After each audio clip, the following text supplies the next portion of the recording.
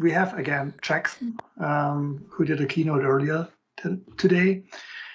He's Chief Strategy Officer at Skye, and from Skye we also have Paul Walker, who is Vice President of Product Management. And then we have Jeff Steadman, who is Director of Advisory Services at Identropy. Yeah, so here we go.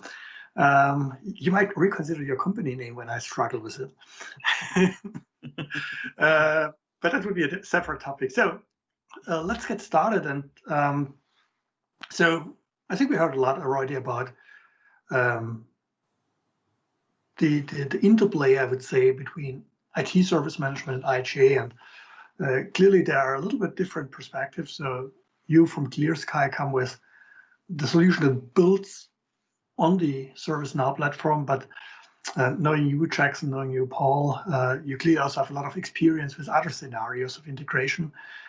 And Jeff, you probably with your work are looking at more types of integration. So to get us started, how do you see, or what are the challenges of integrating IGA and ITSM? And maybe we start do it that way that every one of you gives a very quick introduction of himself and maybe names from his perspective, number one challenge to get this discussion up and running. Given that you, Jackson, already talked a lot, let's start with Jeff and then Paul and then you, Jackson. Sure. So thanks for inviting me. My name is Jeff Steadman, Director of Advisory Services at Identropy. From a challenge perspective, I feel like this is one of the holy wars when it comes to identity and access management. The first one being where we're going to put our non-employees. They don't go in. Typically, HR doesn't want to have that. The second is how are we going to handle IGA? Is it going to be in our ITSM system, or is it not going to be? So I feel like this is one of the first things that an organization needs to figure out when it comes to the challenge of getting it integrated. So I think that's typically where it starts for me. Mm-hmm. Paul? Hey everybody, Paul Walker, Product Manager at Skye. I've been trying to solve this problem probably more than 10 years now and 20 years in IGA. So when we talk about challenges, I'm like, are you talking technical or business? Because there are both. There are challenges on both sides. In my experience, the ITSM platform owners and the security owners don't often have good relations always. And then there's also technical challenges too, like the number of moving parts, differences in APIs, who's the owner of the platform, who's the owner of ITSM, who owns IGA. So there are challenges on both sides, Martin, both technical and business. Back to you. Mm-hmm. Jackson? Well, I think the key term is integrate, and what we've seen is so many customers who have data just across so many different silos, and the need to integrate with all these different things. To me, it just results in a more complicated architecture, and I'm a big believer in keep it simple. So the more we can simplify and pull these data silos together, the better it is. And if you do it all through integration individually, you just end up with so many different relationships and so many potential areas of failure that it's problematic. Yeah, and I think some interesting points, and I'd like to pick two of these, and maybe start with the first one, which is maybe more common from my end. Jeff, you said HR and ITSM are the two integrations to look at really. So the problem is IGA usually looks at one type of integration, which is target systems. But yes, I would fully agree. Getting the data in is one challenge with ITSM integration. And if it's just for ticketing, is the other, which occurs in every project. And I think what you said, Paul, is a very important aspect. Talk with each other. So maybe how do you do it in your practice? Getting people on the same table and agreeing on who is responsible for what. Take HR and IAM or other scenarios. So any advice from your practice? Who'd like to start? Jeff. Yeah, I think it starts with conversation, right? I mean, IAM is a program. It's not a project. It's a bunch of different projects that wrap up underneath the program scope. So you're going to have conversations with HR, IT, help desk or service desk, whatever it may be called, the business, to make sure that you've got a common alignment of the strategy and the approaches you want to take. If you try to design this in a vacuum without any of those folks in there, you're going to have a bad time. You're not going to get the buy-in that you need. So I think it really starts with a conversation, understanding, and developing, a RACI chart and know who is going to be accountable for which portions of the services that you're putting out there. RACI in my mind is very much like Highlander. There can only be one A. So someone has to be able to call, be the final stop for decision points and be accountable for the different portions of the service, whether it's, if it's a portal within the ITSM tool, it's how you're handling access requests, or if you decide that you want to use something different, right? Everyone has to understand their role, their responsibility, and their ownership. And talk. Jackson. I mean, I can't disagree with anything that's been said. I mean, one of the biggest failures of identity projects in general is either not enough executive buy-in or, to Jeff's point, not having everybody on the same page. So whether it's Clear Skye on ServiceNow or it's any identity project, all of these things are hugely important to success.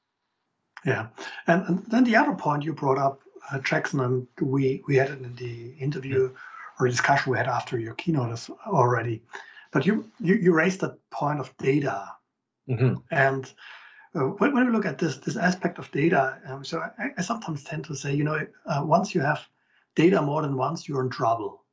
Yeah. And I think that there's something really important behind it and really true behind it, because once you have more than one place with the same data, you end up with synchronization, with redundancy, with data not being at inconsistencies, etc. So maybe you can elaborate a little bit more on that, and maybe Paul also gives us insights into that area.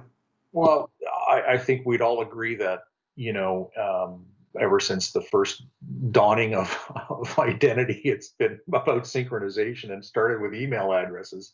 You've made a great point. And one of the things that, has bothered me over the years is just so many of these different silos. And again, why, in my keynote, I was talking about, if there's a way for us to eliminate that identity silo, and it's almost like not really eliminating it, you're putting it in with the rest of this data that's being governed and managed by ServiceNow. There's an advantage to it. And like I said a few seconds ago, having all of these different data silos, whether it's an identity silo or any other kind of silo, just leads to these integration problems and ultimately these failures. Between the systems, which always happen at the wrong time. It's kind of like the video thing and the audio thing we were talking about. Always happens when you really need it, right? Okay, Paul. It's like when you're back at college, Martin. I'm sure you can remember Todd's rules of relational design, right? And one of those rules, my memory serves me right, was don't duplicate data. Don't store data in more than one place. If you can get it using a view, use a view. Don't copy into another table. It's the same thing with any architecture. We don't need to copy, synchronize from the old days of meta directory or AD sync. It's just simpler. The more moving parts, the more operational pain you're going to get. The more challenging any customizations are going to be. APIs change over time. One of the advantages and one of the things that I see here at Clear Skye compared to my prior experience is that you're on that data plane. You're like a brother and sister around the table with the other apps that are on that. Basically, it's one big database with the common ACLs and security auditing around it. So, integration is possible, absolutely, but you've got to be careful how far you go. So, back to you, Martin. Yeah, and it's interesting that when you say, okay, you learned it in the university, but it seems that it's still not a widespread sort of accepted paradigm for a good architecture to say, we have data isolated from logic and isolated from identity, which I believe makes a lot of sense. And yes, it would probably solve us a lot of challenges. So when we go back to this general theme of integrating ITSM and IGA, one of the potential benefits, but maybe also the concerns might be, what does it mean to security? So is it something which helps us in security? So you could argue if you do it, for instance, in ServiceNow, you also then might integrate with the GRC capabilities and other stuff. On the other end, you might rely on one consistent security framework, which you, on the other hand, might manage. So security in IGA manage via your in ServiceNow via your IGA solution. On the other hand, you might argue that it is, if you have a request in ServiceNow or whatever tool, you run it through IGA, do a lot of SOD stuff and other things there, and then you have manual fulfillment with tickets which run again through, for instance, your ServiceNow. Then you have a lot of things to track in different systems, which might make it more complicated. So what's your perspective on that? Let's get started with Jeff. Yeah, so I think the integration is important because from a security perspective, you're reducing the number of tools that are in an environment. So you have fewer tools, fewer things to manage, patch, maintain, keep up to date, all those sorts of things. You've got fewer developers and engineers that potentially have privileged access that could control people's permissions and entitlements, which again reduces attack surface. And then you get the consistent interface with other IT services, so it becomes easier to follow the path that's been laid out.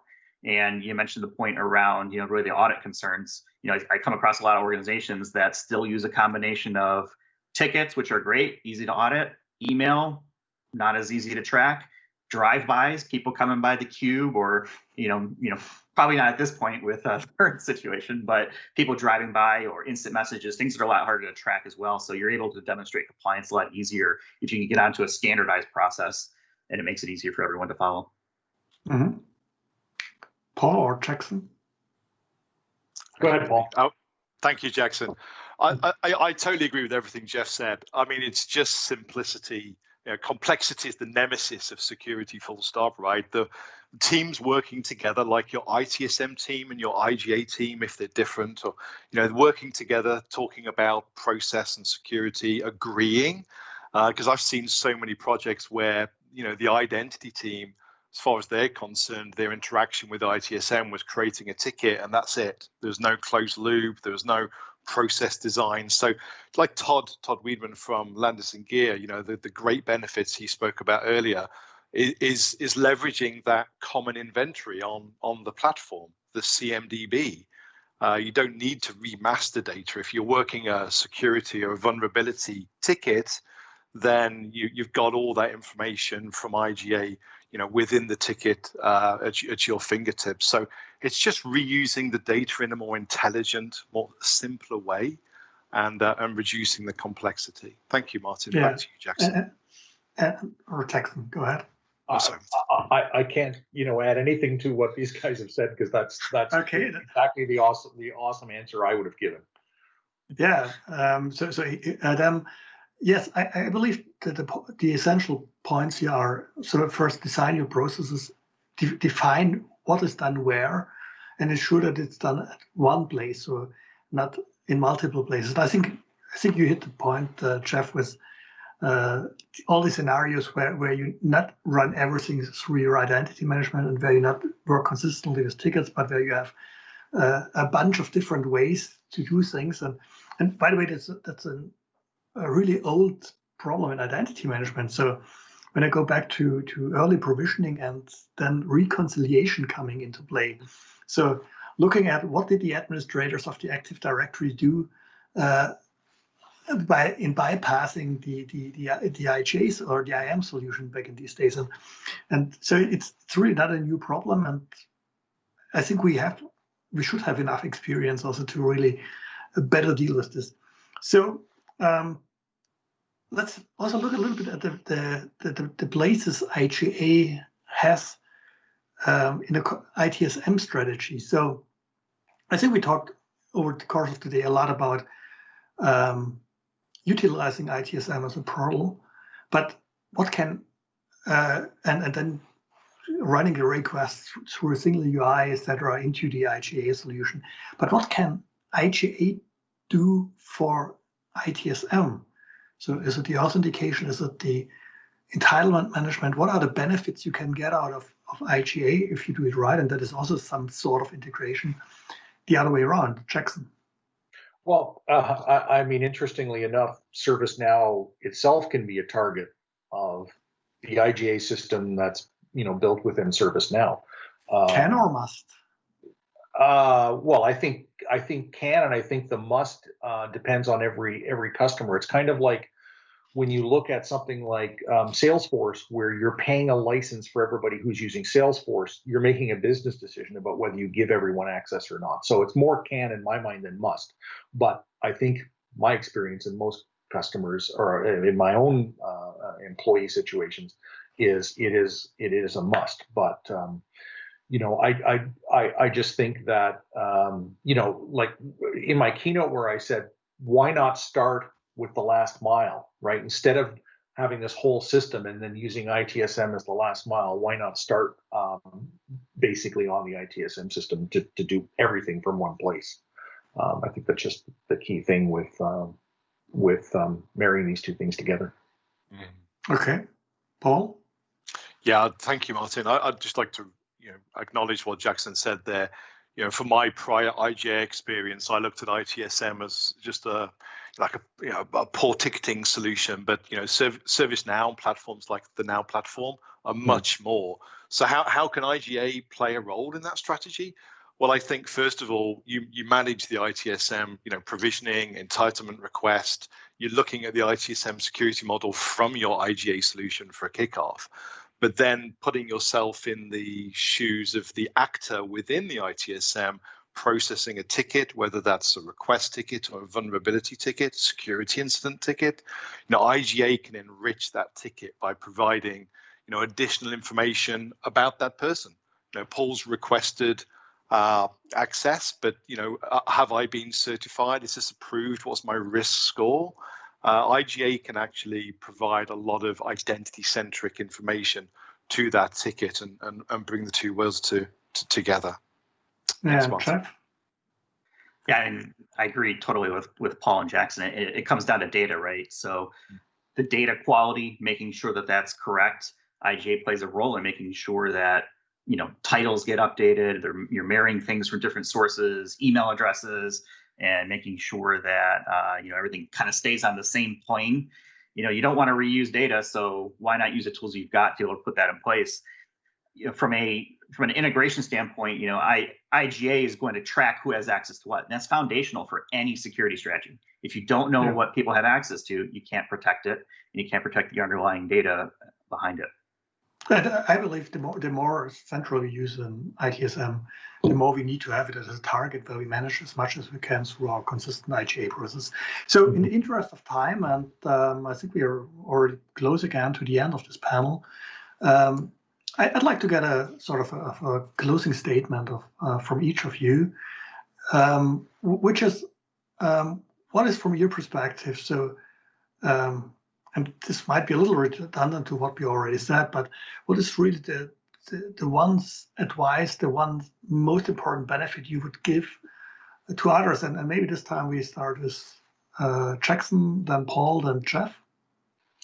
Yeah, Martin, I would just say, just to sum up what we've all been talking about is, I think, thinking about IGA from a simplification of architecture perspective and this integrated data plane is really what's driving Skye on ServiceNow. I think that just gives a lot of benefit from an architectural perspective, and I think people should just think a lot about that when they're going out and choosing a solution.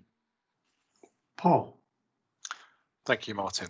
Well, in particular around ServiceNow, we're talking about simplification, talking about reusing. We talk about recycling a lot in this day and age naturally.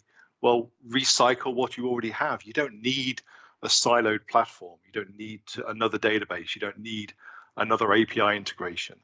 ServiceNow infrastructure has all those business applications already. You want time to value. You want to save money. Putting IGA and ITSM together on Now just makes sense. Back to you, Martin. Thank you. Yeah, Jeff. Yeah, I'll echo what these guys said too. I mean, it's all about getting more out of the tools you already own. You already have an ITSM platform, whether it's ServiceNow or something else. These tools have come a long way over the last, couple of decades. It used to be, just dump a ticket in it and you're kind of done with it. But they've gotten a lot smarter, a lot better. at the way they handle workflow that is more business friendly, which is an important part of this entire process, because not only do you want to get more things out of the tools you already have and more benefits out of that, but you want to leverage familiar processes. People are probably already familiar going to your IT service desk portal, whatever it may be. Why add confusion by adding yet another portal? So the concept of trying to simplify and have that one place to shop, right, for all your IT services makes a ton of sense. Okay, so thank you to all three of you. Thank you, Jackson, Paul, and Jeff, for the insights you've provided. And with that, I hand over back to Annie.